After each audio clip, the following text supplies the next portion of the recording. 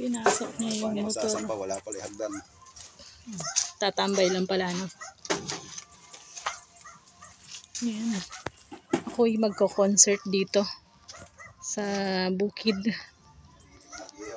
Pakakantahin ko din si Kuyang mamaya at wala namang makakarinig. Ha? Ito yung aking anak na pogi at masipag matulog. Ayan, may baon kaming rice at mga basket. Meron kaming visitors, si Pogi the Pogi. Ayun, hello. Ako, dalawa sila.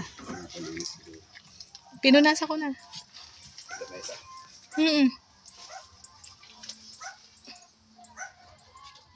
Yan.